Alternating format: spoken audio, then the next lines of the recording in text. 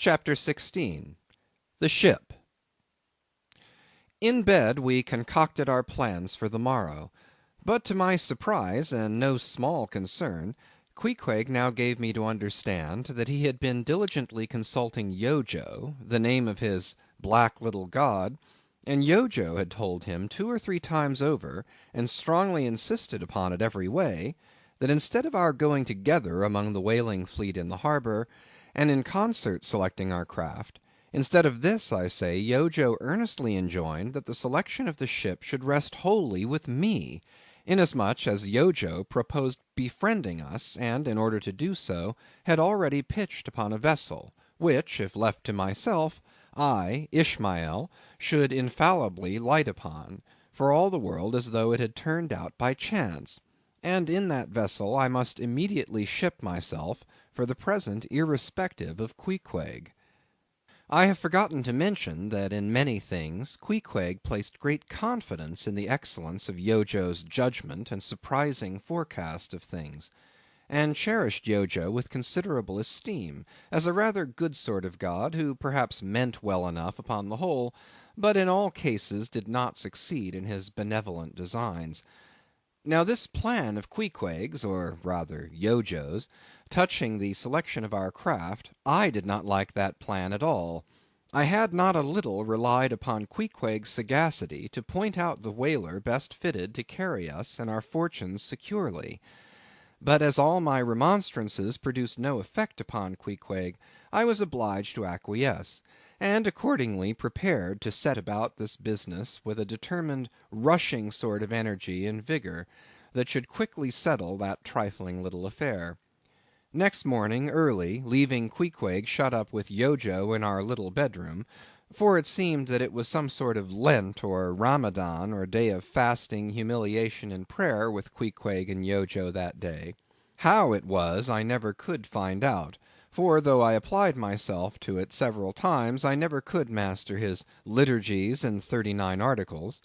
Leaving Queequeg, then, fasting on his tomahawk pipe, and Yojo warming himself at his sacrificial fire of shavings, I sallied out among the shipping. After much prolonged sauntering and many random inquiries, I learnt that there were 3 ships up for 3 years' voyages: the Devil Dam, the Tit-Bit, and the Pequod. Devil Dam I do not know the origin of; Tit-Bit is obvious; Pequod, you will no doubt remember, was the name of a celebrated tribe of Massachusetts Indians, now extinct as the ancient Medes. I peered in pride about the Devil Dam; from her hopped over to the Tit-Bit, and finally going on board the Pequod, looked around her for a moment, and then decided that this was the very ship for us. You may have seen many a quaint craft in your day, for aught I know; square-toed luggers, mountainous Japanese junks, butter-box galliots, and what not; but take my word for it, you never saw such a rare old craft as this same rare old Pequod. She was a ship of the old school, rather small if anything, with an old-fashioned claw-footed look about her. Long seasoned and weather-stained in typhoons and calms of all 4 oceans, her old hull's complexion was darkened like a French grenadier's, who has alike fought in Egypt and Siberia. Her venerable bows looked bearded. Her masts, cut somewhere on the coasts of Japan, where her original ones were lost overboard in a gale, her masts stood stiffly up like the spines of the 3 old kings of Cologne. Her ancient decks were worn and wrinkled like the pilgrim-worshipped flagstone in Canterbury Cathedral where Becket bled. But to all these her old antiquities were added new and marvellous features, pertaining to the wild business that for more than half a century she had followed. Old Captain Peleg, many years her chief mate before he commanded another vessel of his own, and now a retired seaman and one of the principal owners of the Pequod; this old Peleg, during the term of his chief mateship, had built upon her original grotesqueness, and inlaid it all over, with a quaintness both of material and device unmatched by anything except it be Thorkill Hake's carved buckler or bedstead. She was apparelled like any barbaric Ethiopian emperor, his neck heavy with pendants of polished ivory. She was a thing of trophies, a cannibal of a craft, tricking herself forth in the chased bones of her enemies. All round her unpanelled open bulwarks were garnished like one continuous jaw, with the long sharp teeth of the sperm whale inserted there for pins to fasten her old hempen thews and tendons to. Those thews ran not through base blocks of land wood, but deftly travelled over sheaves of sea ivory. Scorning a turnstile wheel at her reverend helm, she sported there a tiller, and that tiller was in one mass, curiously carved from the long narrow lower jaw of her hereditary foe. The helmsman who steered by that tiller in a tempest, felt like the Tartar when he holds back his fiery steed by clutching its jaw. A noble craft, but somehow a most melancholy. All noble things are touched with that. Now when I looked about the quarter-deck for some one having authority in order to propose myself as a candidate for the voyage, at first I saw nobody; but I could not well overlook a strange sort of tent, or rather wigwam, pitched a little behind the mainmast. It seemed only a temporary erection used in port. It was of a conical shape, some 10 feet high, consisting of the long huge slabs of limber black bone taken from the middle and highest part of the jaws of the right whale. Planted with their broad ends on the deck, a circle of these slabs, laced together, mutually sloped towards each other, and at the apex united in a tufted point, where the loose hairy fibres waved to and fro like the top-knot on some old Potawatomi sachem's head. A triangular opening faced towards the bows of the ship, so that the insider commanded a complete view forward. And half concealed in this queer tenement, I at length found one who, by his aspect, seemed to have authority, and who, it being noon, and the ship's work suspended, was now enjoying respite from the burden of command. He was seated on an old-fashioned oaken chair, wriggling all over with curious carving, and the bottom of which was formed of a stout interlacing of the same elastic stuff of which the wigwam was constructed. There was nothing so very particular, perhaps, about the appearance of the elderly man I saw. He was brown and brawny, like most old seamen, and heavily rolled up in blue pilot cloth, cut in the Quaker style. Only there was a fine and almost microscopic network of the minutest wrinkles interlacing round his eyes, which must have arisen from his continual sailings in many hard gales, and always looking to windward, for this causes the muscles about the eyes to become pursed together. Such eye wrinkles are very effectual in a scowl. "Is this the captain of the Pequod?" said I, advancing to the door of the tent. "Supposing it be the captain of the Pequod, what dost thou want of him?" he demanded. "I was thinking of shipping." "Thou wast thou?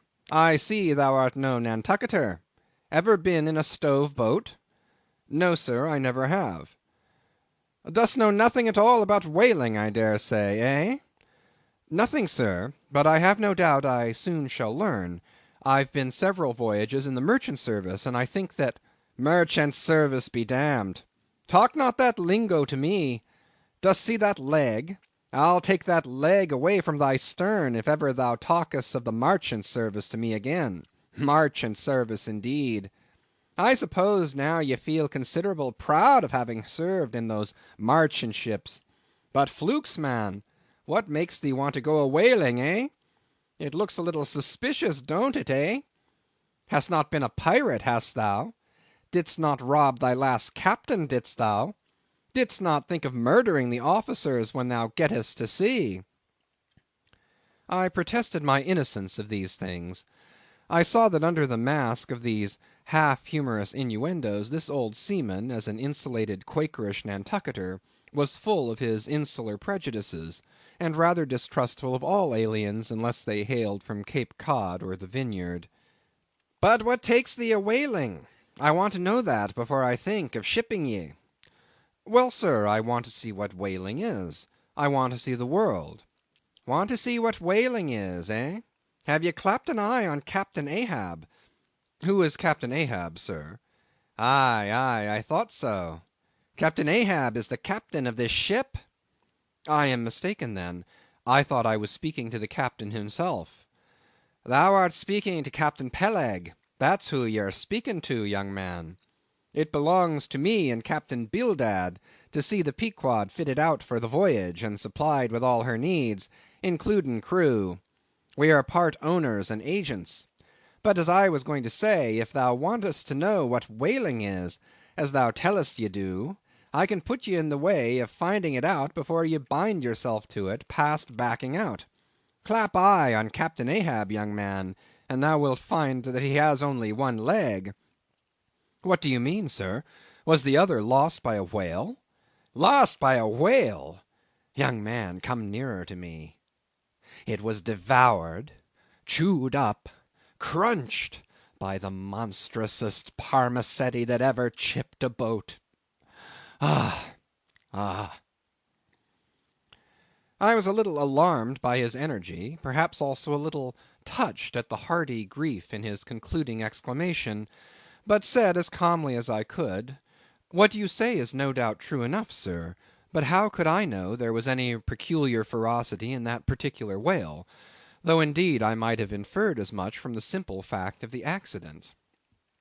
"Now look ye, young man, thy lungs are a sort of soft, d'ye see? Thou dost not talk shark a bit. Sure ye been to sea before now? Sure of that?" "Sir," said I thought I told you that I had been 4 voyages in the merchant—" "Hard down on that! Mind what I said about the marchant sarvice. Don't aggravate me, I won't have it. But let us understand each other. I have given thee a hint about what whaling is. Do ye yet feel inclined for it?" "I do, sir." "Very good. Now art thou the man to pitch a harpoon down a live whale's throat, and then jump after it? Answer quick." "I am, sir, if it should be positively indispensable to do so; not to be got rid of, that is, which I don't take to be the fact." "Good again. Now then, thou not only wantest to go whaling to find out by experience what whaling is, but ye also want to go in order to see the world. Was that not what ye said? I thought so. Well then, just step forward there, and take a peep over the weather bow, and then back to me and tell me what ye see there." For a moment I stood a little puzzled by this curious request, not knowing exactly how to take it, whether humorously or in earnest. But concentrating all his crow's feet into one scowl, Captain Peleg started me on the errand.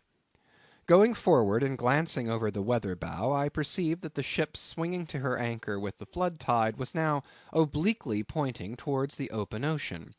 The prospect was unlimited, but exceedingly monotonous and forbidding, not the slightest variety that I could see.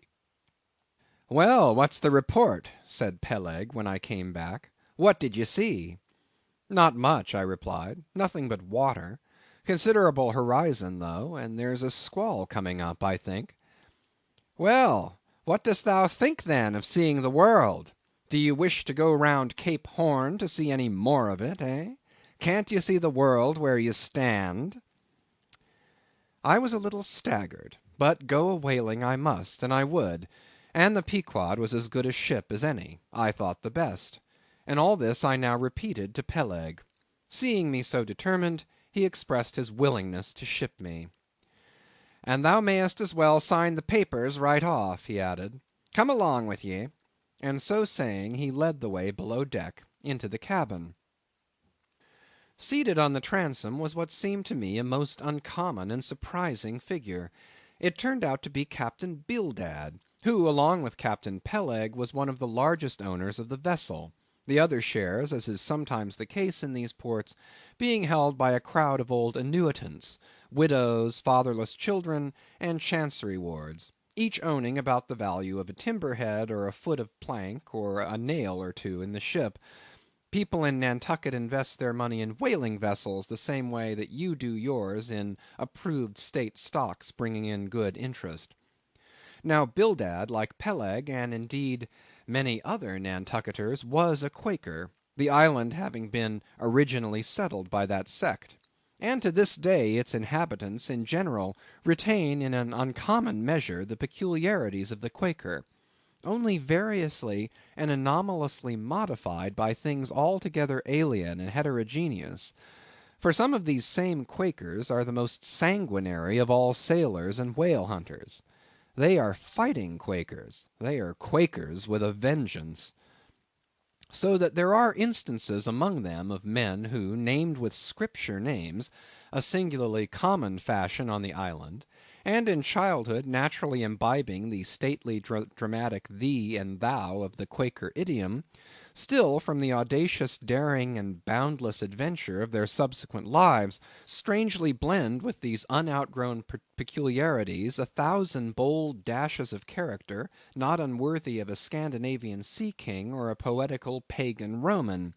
And when these things unite in a man of greatly superior natural force, with a globular brain and a ponderous heart, who has also by the stillness and seclusion of many long night watches in the remotest waters, and beneath constellations never seen here at the North, been led to think untraditionally and independently, receiving all nature's sweet or savage impressions fresh from her own virgin, voluntary, and confiding breast, and thereby chiefly, but with some help from accidental advantages, to learn a bold and nervous lofty language, that man makes one in a whole nation's census, a mighty pageant creature formed for noble tragedies.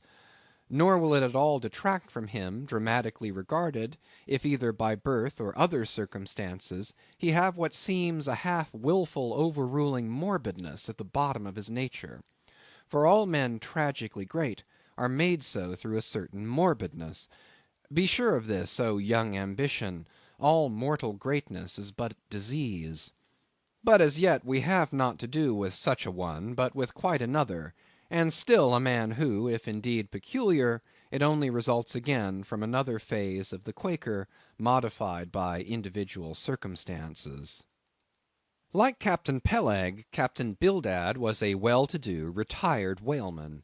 But unlike Captain Peleg, who cared not a rush for what are called serious things, and indeed deemed those selfsame serious things the veriest of all trifles, Captain Bildad had not only been originally educated according to the strictest sect of Nantucket Quakerism, but all his subsequent ocean life, and the sight of many unclad lovely island creatures round the Horn, all that had not moved this native-born Quaker one single jot, had not so much as altered one angle of his vest. Still, for all this immutableness, there was some lack of common consistency about the worthy Captain Bildad. Though refusing from conscientious scruples to bear arms against land invaders, yet himself had illimitably invaded the Atlantic and Pacific; and though a sworn foe to human bloodshed, yet had he in his straight-bodied coat spilled tons upon tons of Leviathan gore. How now in the contemplative evening of his days the pious Bildad reconciled these things in his reminiscence I do not know, but it did not seem to concern him much, and very probably he had long since come to the sage and sensible conclusion that a man's religion is one thing, and this practical world quite another. This world pays dividends. Rising from a little cabin boy in short clothes of the drabbest drab to a harpooneer in the broad shad-bellied waistcoat; from that becoming boat header, chief mate, and captain, and finally a ship owner, Bildad, as I hinted before, had concluded his adventurous career by wholly retiring from active life at the goodly age of 60, and dedicating his remaining days to the quiet receiving of his well-earned income. Now Bildad, I am sorry to say, had the reputation of being an incorrigible old hunks, and in his sea-going days a bitter, hard taskmaster. They told me in Nantucket, though it certainly seems a curious story, that when he sailed the old Cattegut whaleman, his crew upon arriving home were mostly all carried ashore to the hospital, sore exhausted and worn out. For a pious man, especially for a Quaker, he was certainly rather hard-hearted, to say the least. He never used to swear, though, at his men, they said; but somehow he got an inordinate quantity of cruel, unmitigated hard work out of them. When Bildad was a chief mate, to have his drab-colored eye intently looking at you made you feel completely nervous, till you could clutch something, a hammer or a marling-spike, and go to work like mad at something or other, never mind what. Indolence and idleness perished before him.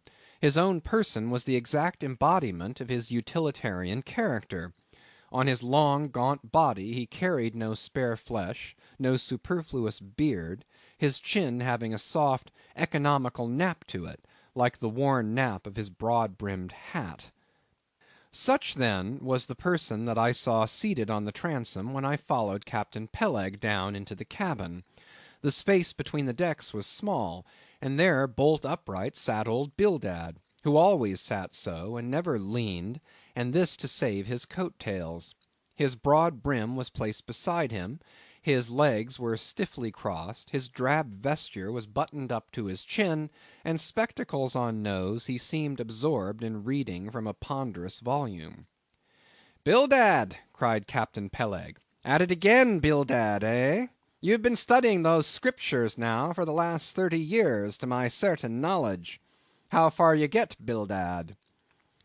As if long habituated to such profane talk from his old shipmate, Bildad, without noticing his present irreverence, quietly looked up, and seeing me, glanced again inquiringly towards Peleg. "He says he's our man, Bildad," said Peleg. "He wants to ship." "Dost thee?" said Bildad in a hollow tone, and turning round to me. "I dost," said I unconsciously, he was so intense a Quaker. "What do ye think of him, Bildad?" said Peleg. "He'll do," said Bildad, eyeing me, and then went on spelling away at his book in a mumbling tone quite audible. I thought him the queerest old Quaker I ever saw, especially as Peleg, his friend and old shipmate, seemed such a blusterer. But I said nothing, only looking round me sharply. Peleg now threw open a chest, and drawing forth the ship's articles, placed pen and ink before him, and seated himself at a little table. I began to think it was high time to settle with myself at what terms I would be willing to engage for the voyage. I was already aware that in the whaling business they paid no wages, but all hands, including the captain, received certain shares of the profit, called lays, and that these lays were proportioned to the degree of importance pertaining to the respective duties of the ship's company. I was also aware that being a green hand at whaling, my own lay could not be very large, but considering that I was used to the sea, could steer a ship, splice a rope, and all that, I made no doubt that from all I had heard I should be offered at least the 275th lay, that is, the 275th part of the clear net proceeds of the voyage, whatever that might eventually amount to. And though the 275th lay was what they call a rather long lay, yet it was better than nothing, and if we had a lucky voyage, might pretty nearly pay for the clothing I would wear out on it, not to speak of my 3 years' beef and board, for which I would not have to pay 1 stiver. It might be thought that this was a very poor way to accumulate a princely fortune, and so it was, a very poor way indeed. But I am one of those that never take on about princely fortunes, and am quite content if the world is ready to board and lodge me, while I am putting up at this grim sign of the thundercloud. Upon the whole, I thought that the 275th lay would be about the fair thing, but I would not have been surprised if I had been offered the 200th, considering I was of a broad-shouldered make. But one thing, nevertheless, that made me a little distrustful about receiving a generous share of the profits was this. Ashore I had heard something of both Captain Peleg and his unaccountable old crony Bildad, how that they being the principal proprietors of the Pequod, therefore the other and more inconsiderable scattered owners left nearly the whole management of the ship's affairs to these two. And I did not know but what the stingy old Bildad might have a mighty deal to say about shipping hands, especially as I now found him on board the Pequod, quite at home there in the cabin, and reading his Bible as if at his own fireside. Now, while Peleg was vainly trying to mend a pen with his jackknife, old Bildad, to my no small surprise, considering that he was such an interested party in these proceedings, Bildad never heeded us, but went on mumbling to himself out of his book, "Lay not up for yourselves treasures upon earth, where moth—" "Well, Captain Bildad," interrupted Peleg, "what do ye say? What lay shall we give this young man?" "Thou knowest best," was the sepulchral reply. "The 777th wouldn't be too much, would it?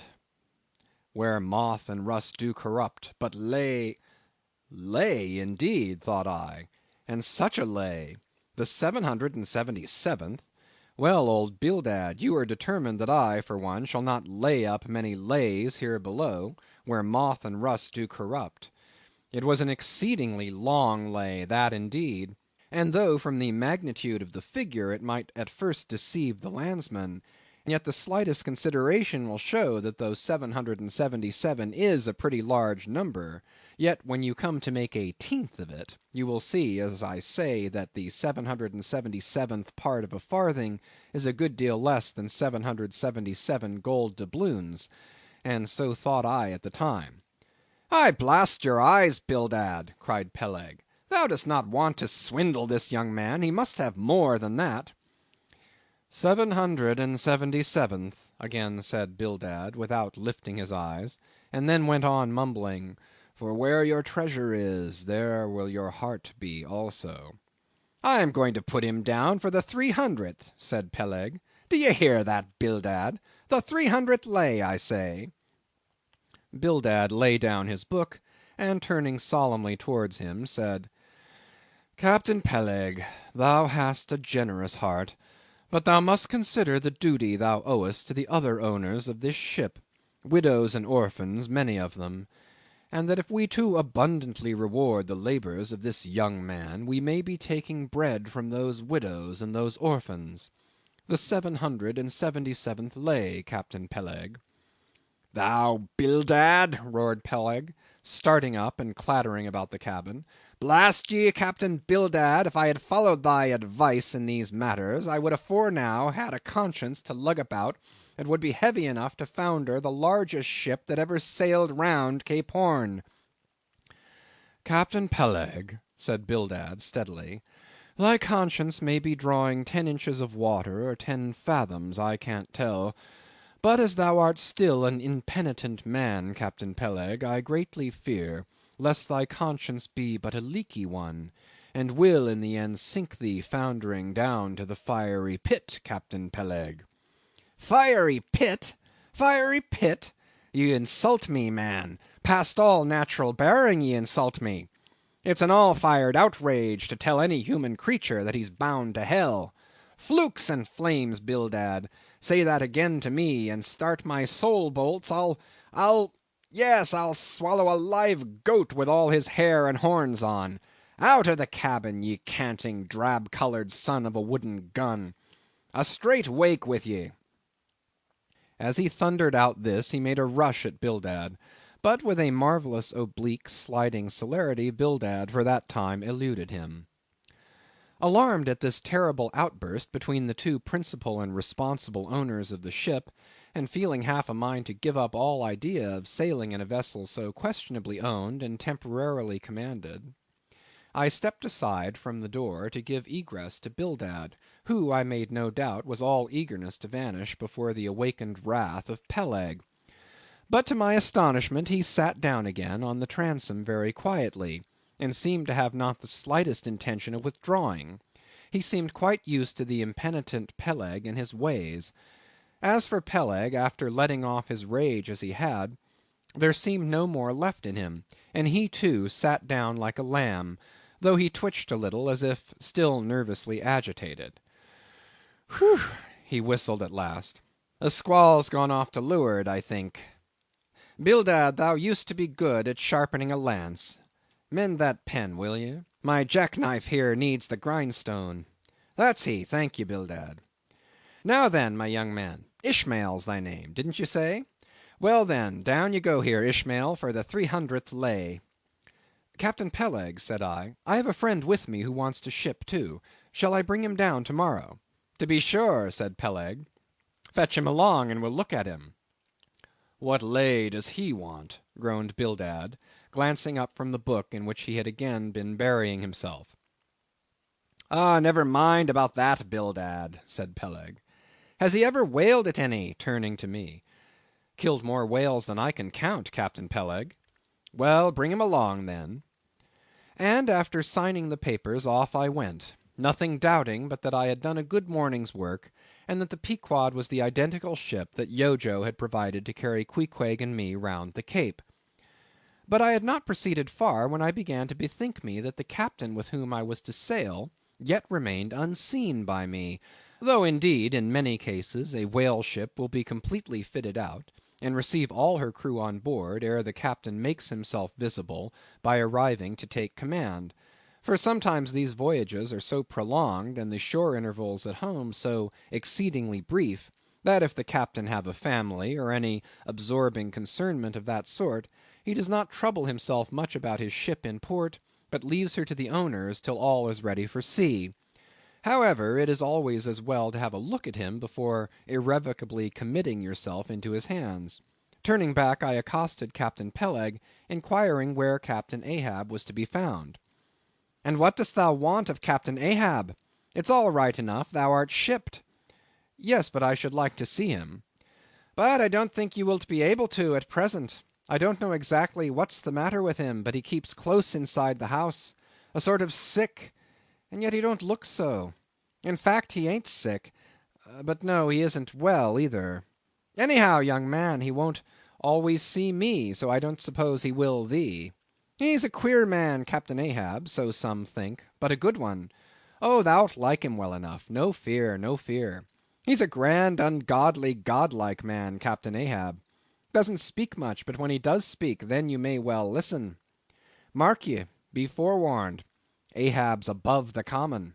Ahab's been in colleges, as well as amongst the cannibals, been used to deeper wonders than the waves, fixed his fiery lance in mightier, stranger foes than whales. His lance, aye, the keenest and the surest that out of all our isle. Oh, he ain't Captain Bildad, no, and he ain't Captain Peleg, he's Ahab, boy. And Ahab of old, thou knowest, was a crowned king, and a very vile one. When that wicked king was slain, the dogs, did they not lick his blood? Come hither to me, hither, hither, said Peleg, with a significance in his eye that almost startled me. Look ye, lad, never say that on board the Pequod. Never say it anywhere. Captain Ahab did not name himself. 'Twas a foolish, ignorant whim of his crazy, widowed mother, who died when he was only 12 months old. And yet the old squaw Tistig at Gayhead said that the name would somehow prove prophetic, and perhaps other fools like her may tell thee the same. I wish to warn thee, it's a lie. I know Captain Ahab well. I've sailed with him as mate years ago. I know what he is, a good man. Not a pious good man like Bildad, but a swearing good man, something like me, only there's a good deal more of him. Aye, aye, I know that he was never very jolly, and I know that on the passage home he was a little out of his mind for a spell, but it was the sharp shooting pains in his bleeding stump that brought that about, as any one might see. I know too that ever since he lost his leg last voyage by that accursed whale, he's been a kind of moody, desperate moody, and savage sometimes, but that will all pass off. And once for all, let me tell ye and assure thee, young man, it's better to sail with a moody good captain than a laughing bad one. So good-bye to thee, and wrong not Captain Ahab because he happens to have a wicked name. Besides, my boy, he has a wife, not 3 voyages wedded, a sweet, resigned girl. Think of that. And by that sweet girl that old man has a child. Hold ye then, can there be any utter, hopeless harm in Ahab? No, no, my lad. Stricken, blasted if he be, Ahab has his humanities. As I walked away, I was full of thoughtfulness. What had been incidentally revealed to me of Captain Ahab filled me with a certain wild vagueness of painfulness concerning him, and somehow at the time I felt a sympathy and a sorrow for him, but for I don't know what, unless it was the cruel loss of his leg. And yet I also felt a strange awe of him, but that sort of awe which I cannot at all describe, was not exactly awe. I do not know what it was, but I felt it, and it did not disincline me towards him, though I felt impatience at what seemed like mystery in him, so imperfectly as he was known to me then. However, my thoughts were at length carried in other directions, so that for the present dark Ahab slipped my mind.